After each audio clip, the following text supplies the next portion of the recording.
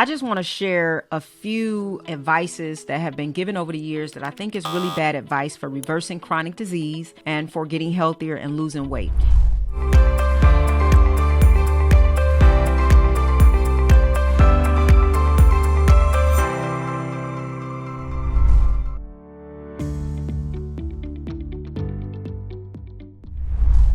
And the first one would be you should go on a calorie restriction diet. Now, the problem with this is that it assumes that your body knows what a calorie is and that every calorie that you put in your body is going to be treated the same way. But my question is, does the calorie of a steak get treated the same way the calorie of ice cream gets treated in the body? I don't think so. And so this is a bad approach because it assumes that all calories are created equal. Now, I'm not saying that there should not be some kind of acknowledgement to calories and how many calories people are putting inside their body. And a lot of times it does come from eating the wrong foods. But I am saying that you cannot just tell somebody to restrict themselves a calorie and go on a 1,500 calorie diet or 1,000 calorie diet and you should be able to lose weight. The first thing is, can you continue to do this for the rest of your life? Can you continue to eat 1,000 calories and thrive for the rest of your life? And especially if you don't know what kind of calories or food items these calories should be coming from. And so you got a lot of people that will sacrifice eating unhealthy food items because they're on a calorie restriction. And it's like, I'm just going to use this to make up for the calories that I have. And I'm going to stick to this calorie restriction, whether it's ice cream and cookies and cake for calories. If I just make sure that I don't go over the calories, I'm good. And that's kind of what it teaches people to do. It teaches people how to be ignorant of what food items actually empower their body to reverse disease and burn fat. And so I think this is a really bad approach. Now, the second thing is that, we need to boost our fiber. Everybody needs to boost fiber and eat more fiber. Well, I don't think this is good advice because I do think some people's digestive system is handling way too much fiber.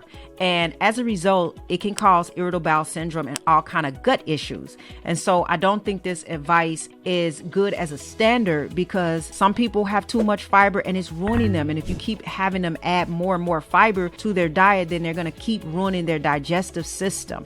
And there's a lot of people out there that need to heal their digestive system. And that's why a lot of autoimmune diseases have been increasing because of the digestive system, because the digestive system is mainly the immune system.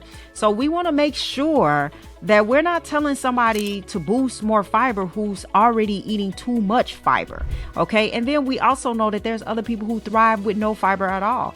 Like think, for example, somebody who's doing a high fat diet, with animal protein, and they're not eating any carbs and they're not eating any fiber, and they're thriving and their digestive system is good and their bowel movements are good, so how is that happening if our bodies need fiber for us to have healthy digestive systems, so that's just the thought. Now, another bad advice is that fat makes you fat. And so you need to go on a low fat diet, or you go to the doctor, you get high cholesterol. So you need to go on a low fat diet. This is bad advice. And the reason why is because fats do not make you fat, the healthy fats. They actually help to empower your body to burn fat. So when you're eating healthy omega-3 fats, monosaturated fats, the healthier fats, your body is being empowered to be able to utilize this fat.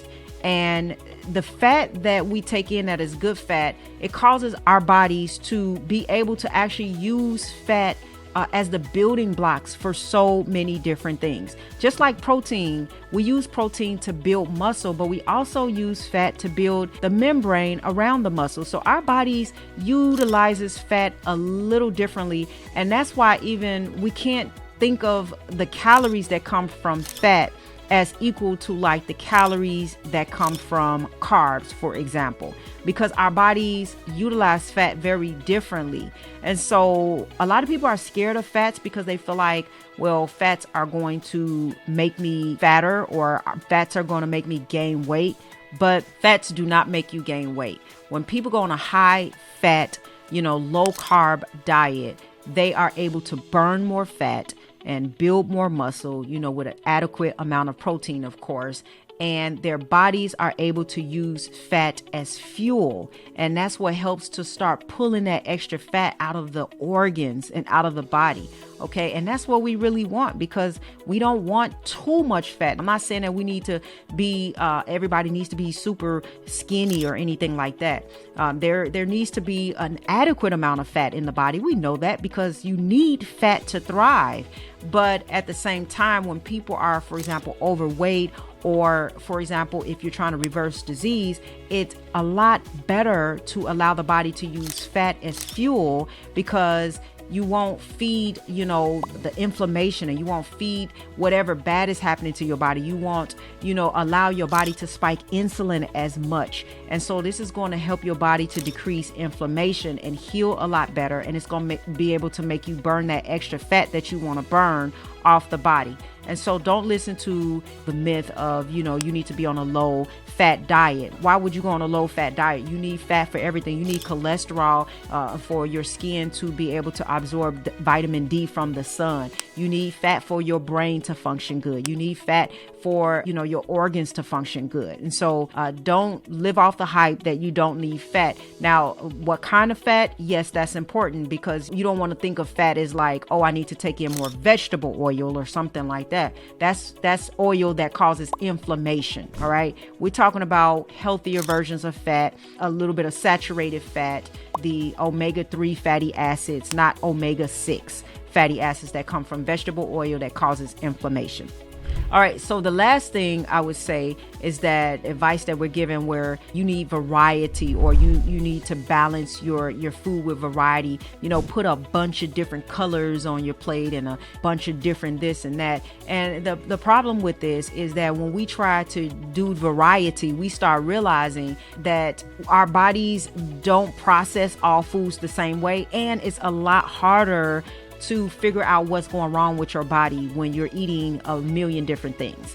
Okay. And so I'm not saying you can't have variety, but I'm saying that this push for variety and having all these different colors on your plate and stuff like that, then you can't determine if something is causing a reaction, a gut problem, or inflammatory response to your body, because you got all this different stuff that you're consuming. And so I think that you need to narrow it down a bit and see how your body is responding to certain things, because it's very difficult when you have a whole lot of things going, and you have disease, and you have sickness, and you have responses, and you have constipation, and you got knee problem, and your energy is bad, and you're eating a lot of different things. It's just like having a food item with 50 different ingredients in it, and something happens, you get some kind of response or whatever, or a rash after you eat it or something. You don't really know what in that item caused the rash, because it's so many different things,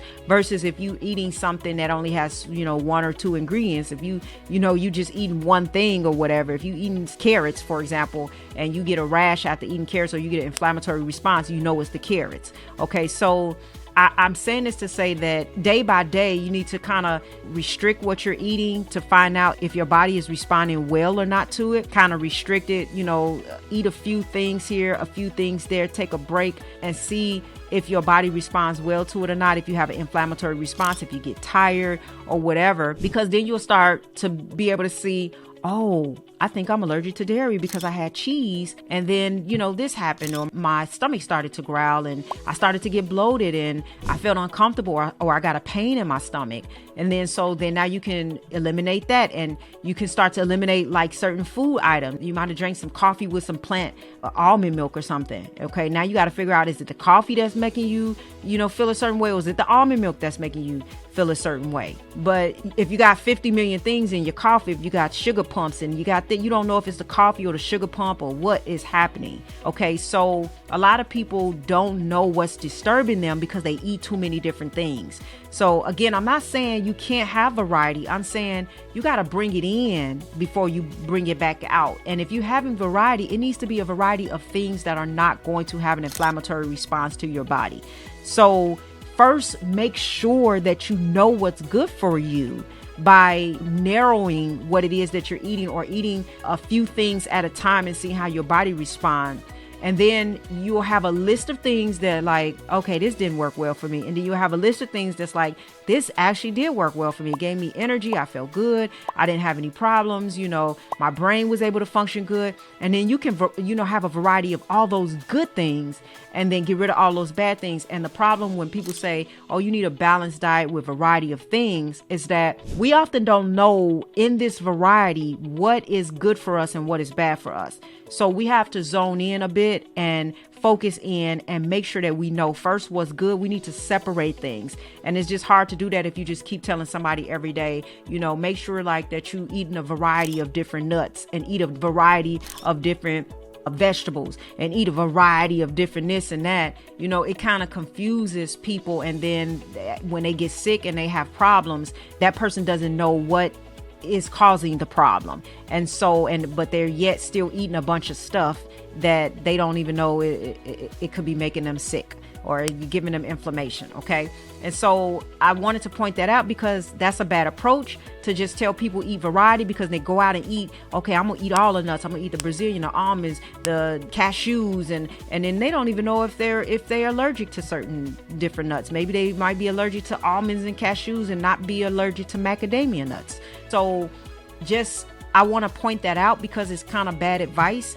And it's time to start really paying some attention to your body and investigating and having self-awareness on what really works for you and what does not work for you. And once you find that out, then you can balance your diet with the variety of foods that empower and enable you to heal and not cause you to have setbacks.